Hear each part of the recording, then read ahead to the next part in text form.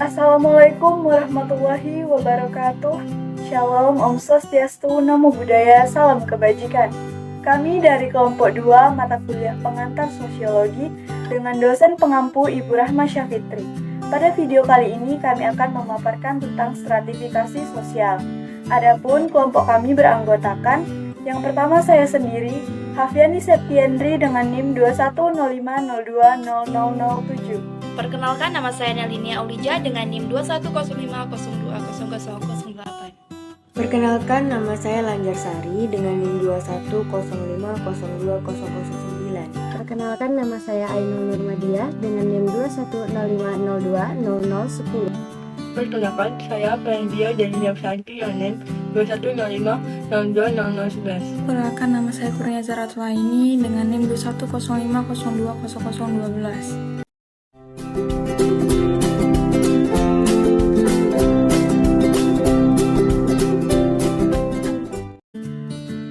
Sebelum saya dan teman-teman saya menjelaskan serta membahas apa itu stratifikasi sosial, saya ingin menjelaskan sedikit bahwa dalam kehidupan bermasyarakat yang beragam, perbedaan antara individu atau kelompok adalah hal yang sangat wajar terjadi. Keberagaman dalam kelompok masyarakat ini merupakan fenomena sosial yang bersifat horizontal dan vertikal. Perbedaan antara anggota masyarakat dalam sosiologi dikenal sebagai stratifikasi sosial. Stratifikasi sosial inilah yang bisa mengelompokkan setiap individu dan kelompok yang berbeda tersebut. Nah, pengertian stratifikasi sosial itu sendiri adalah pengelompokan para anggota masyarakat secara bertingkat atau secara vertikal.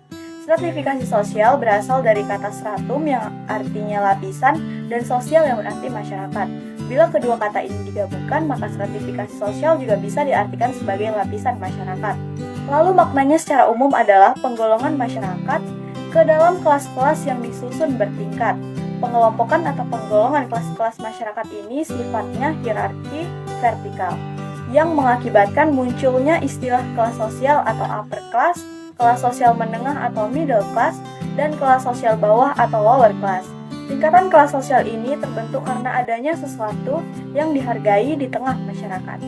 Nah, ada juga pengertian stratifikasi menurut beberapa para ahli. Di antaranya yang pertama adalah Indra Ratna Irawati, yang kedua ada Pitirim Sorokin, dan ketiga ada Dr. Handes Robert MZ Lawang. Yang pertama adalah Indra Ratna Irawati. Dalam bukunya yang berjudul Stratifikasi dan Mobilitas Sosial, di situ beliau mengartikan bahwa stratifikasi itu merupakan sebagai pembedaan posisi sosial individu-individu dalam masyarakat. Nah, pengertian stratifikasi sosial itu bisa juga berupa pengelompokan masyarakat secara sosial, budaya, ekonomi, atau politik dalam lapisan-lapisan yang jenjang. Dasar pembeda antara satu posisi sosial dengan posisi sosial lainnya itu berupa pembeda ekonomi, kekayaan, status sosial, pekerjaan, kekuasaan, dan lain sebagainya. Yang kedua adalah menurut Pitirim Sorokin. Nah, dalam bukunya yang berjudul Social Stratification, ia mengatakan bahwa definisi stratifikasi sosial adalah perbedaan penduduk atau masyarakat ke dalam lapisan-lapisan kelas secara bertingkat atau hierarkis. Sistem lapisan dalam masyarakat itu merupakan ciri-ciri yang tetap dan umum dalam masyarakat yang hidup teratur.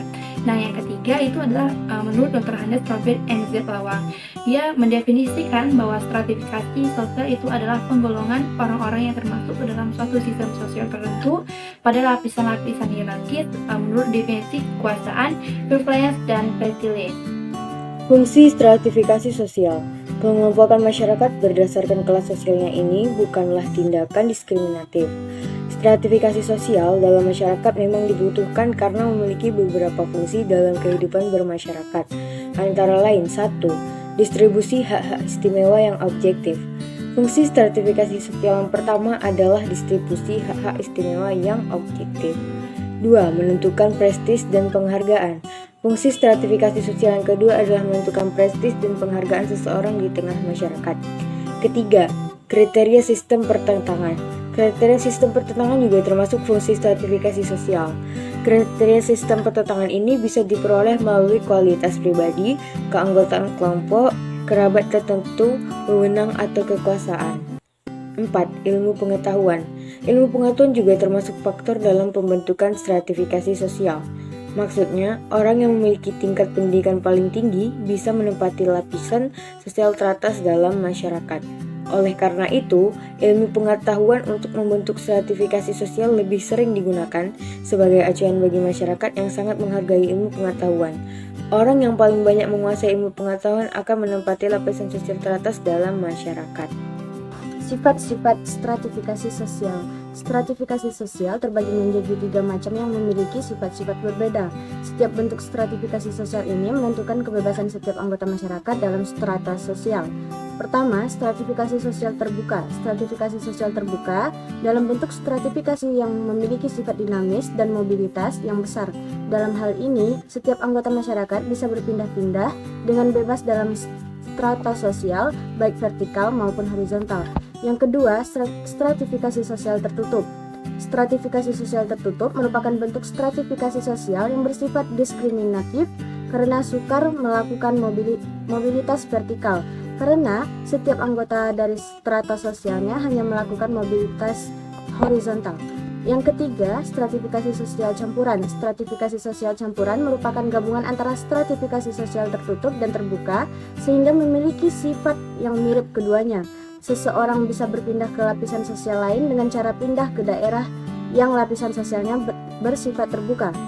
Misalnya, orang yang memiliki kasta sudra bisa pindah ke daerah yang masyarakatnya tidak mengenal sistem kasta. Contoh stratifikasi sosial. Ada beberapa contoh stratifikasi sosial yang kehidupan bermasyarakat berdasarkan sifat-sifatnya.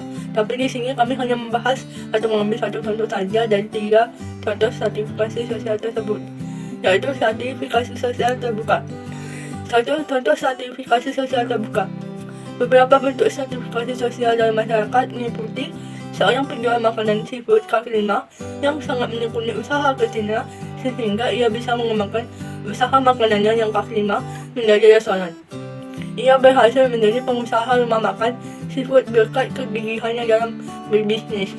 Hal ini bisa menjadi faktor terbentuknya stratifikasi sosial. Penjual makanan seafood kaki lima mampu menempati lapisan sosial teratas setelah menjadi seorang pengusaha restoran seafood. Pencapaian anak tersebut termasuk salah satu faktor terbentuknya stratifikasi sosial, karena ia yang berasal dari lapisan sosial rendah bisa menuju lapisan sosial menengah hingga teratas berkat pencapaiannya. Ia juga sekaligus mengangkat derajat orang tuanya tanpa adanya kemampuan, keahlian, dan prestasi yang dibutuhkan untuk belajar dalam profesi tersebut, maka seorang tidak bisa memenuhi kualifikasi sebagai dokter. Hal ini merupakan proses terbentuknya stratifikasi sosial. Kegigihan seorang termasuk faktor penentu dirinya akan berada di lapisan sosial terbawah atau teratas. Ada 2 bentuk stratifikasi sosial dalam masyarakat yang dapat dilihat, yaitu sistem kasta dan sistem kelas. Sistem kasta adalah bentuk stratifikasi sosial memberikan garis jelas antara satu lapisan dengan lapisan yang lain dan sifatnya sangat kaku.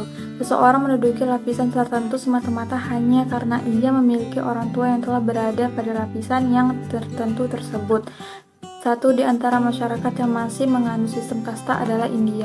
Yang kedua, sistem kelas. Dalam stratifikasi dengan sistem kelas lebih bersifat dinamis dan fleksibel.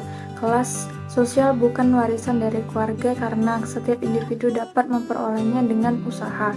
Dalam sistem kelas, perubahan lapisan antara satu orang dengan orang lain sangat bervariasi dan bersifat terbuka. Seorang yang pada waktu tertentu dalam posisi di atas mungkin suatu saat dia akan menempati urutan yang paling bawah akibat kepandaian dan kecerdasan orang lain yang mampu menyayangi dirinya. Pembagian kelas pada umumnya didasarkan pada kriteria ekonomi, sosial, dan maupun politiknya. Itulah pemaparan yang dapat kami sampaikan mengenai stratifikasi sosial. Atas perhatiannya kami ucapkan terima kasih. Kami tutup. Assalamualaikum warahmatullahi wabarakatuh.